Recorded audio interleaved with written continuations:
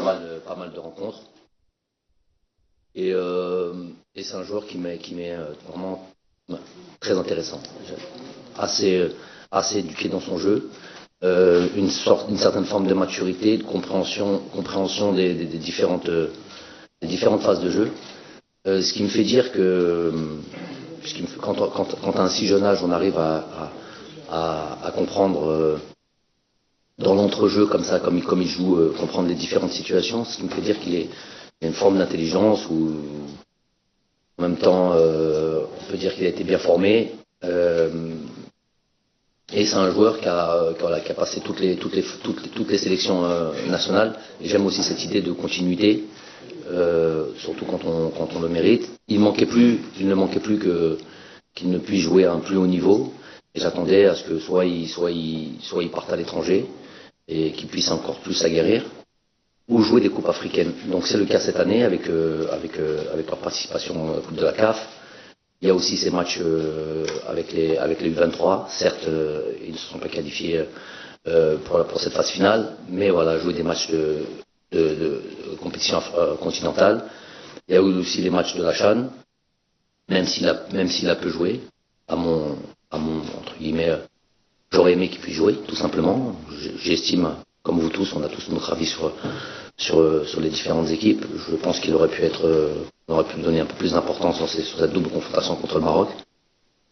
Donc c'est un joueur qui, logiquement, je pense, arrive certes un peu tôt, mais bon, j'ai dit, il n'y a pas de souci d'âge, hein, jeune, vieux. Est-ce qu'on est performant, est-ce qu'on peut apporter quelque chose à l'équipe nationale? Voilà ce qui m'intéresse. Donc un joueur, à suivre et à confirmer l'idée que je me fais de lui. Donc après pour Mohamed Wahlemia, donc c'est un joueur aussi que j'avais vu déjà lors d'un stage à Doha avec une équipe qu'on avait préparée pour voir un petit peu ce qui se faisait dans le championnat national. Et il n'avait pas joué tout le match. Il y avait Lucif qui avait joué et lui il avait joué une partie du match, mais bon, j'avais déjà eu un bon feeling par rapport à lui. C'est un joueur qui est capable de bien défendre et en même temps d'être assez à l'aise techniquement, se porter vers l'avant assez facilement, très à l'aise avec le ballon. Et l'idée qu'il soit parti comme ça en Belgique, en deuxième division belge, là où c'est rude, très difficile, cette idée-là me plaît. Ça veut dire que c'est un joueur qui a vraiment envie de percer et d'aller loin. On l'a observé sur 2-3 matchs avec son équipe. Nous avons un manquement à ce poste-là depuis le Zéphane qui n'a pas trouvé de club, différentes options qu'on a pu utiliser avant n'ont pas donné satisfaction. Donc je pense qu'il était logique de donner l'opportunité à Halimia de nous rejoindre. À lui de montrer qu'il est capable de rester dans ce groupe et de s'installer. Nous avons donc Rahou, Maxime Spanon. C'est un joueur aussi, là aussi, il y a depuis la retraite de Rafik Halish, nous avons un manque à ce poste-là. Il y a réellement un manque à ce poste-là dans notre football. Donc lui, on l'a suivi, on sait que depuis la saison dernière, on sait qu'il a la possibilité de jouer en équipe nationale d'Algérie. On a suivi pas mal de rencontres et on estime qu'il a les qualités requises, en tous les cas, pour pouvoir rejoindre ce groupe. Et après, c'est toujours la même chose, vous avez la possibilité de rejoindre ce groupe-là, parce que vos performances en club, parce qu'on voit en vous un potentiel. Mais après, l'idée, c'est de confirmer dès que vous êtes là. Même avec peu de temps de jeu, parce que quand on a une charnière centrale comme celle qu'on a aujourd'hui, il est difficile de gagner du temps de jeu. Mais c'est ça la sélection nationale. C'est pas on arrive dans le groupe des 23 et on pense que voilà, on est sélectionné, on pense qu'on va déjà accéder à ce groupe de 23. C'est pas simple, mais c'est une bonne chose que ce soit pas simple. Si c'était facile, ça voudrait dire que voilà, un groupe de qualité, ce qui n'est pas le cas. Donc quand on a la possibilité de rejoindre ce groupe, c'est déjà une bonne chose. Et après, il faut y rester. Et si on a la possibilité, l'opportunité d'avoir un peu de temps de jeu, il faut confirmer. Sinon sinon, prochain stage, difficile de réapparaître. La concurrence est rude et tant mieux pour nous. Non, mais la Zambie, déjà, je vous ai dit, en termes de, on n'a pas ce problème-là, on n'a pas ce souci de prendre les matchs à la légère ou tomber dans de l'insuffisance ou se dire que voilà, on est plus fort qu'eux et ça va et sur le papier et puis ça va rouler tout seul. Juste, déjà, on n'a pas ça. Deux, on est obligé de préparer cette rencontre en parlant avec les joueurs, notamment en parlant de cette double confrontation qu'il y a eu il n'y a pas si longtemps que ça. C'était pas il y a 10 ans, c'était il y a 1 an et demi. Et elle a fait mal, cette double confrontation en éliminatoire de Coupe du Monde contre la Zambie. Donc, déjà, il y a un sentiment, normalement, qui devrait naître chez les joueurs, un sentiment de revanche. J'ai vu des déclarations d'un joueur, capitaine, je crois, en tout cas l'ex-capitaine, parce que suite à ces déclarations, je crois qu'il n'a même pas été convoqué. Mais en tous les cas, qui dit qu'ils vont venir, en gros, qu'ils vont venir pour gagner. Bon, tout ça, il a le droit de le dire, hein, pas de problème. Mais donc ça suffit en termes de motivation et en termes de préparation.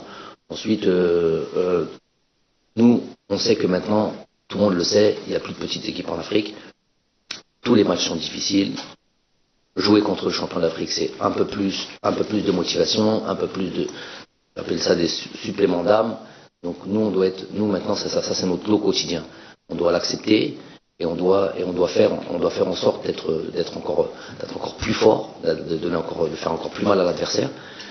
Et tout simplement démarrer des qualifications de quelques compétitions que ce soit, il est toujours important de bien démarrer.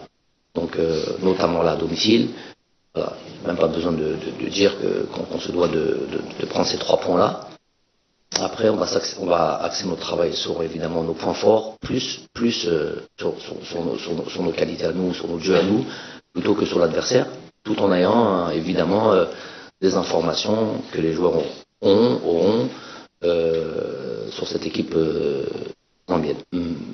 Pour Riyad, évidemment, c'est un amoureux du football et c'est quelqu'un de tellement talentueux qu'il aimerait jouer tous les matchs. Notamment les matchs, ils ont des matchs très intéressants avec une équipe comme Manchester City. On a toujours envie de jouer parce qu'on sait qu'on va notamment avoir la possession de balle.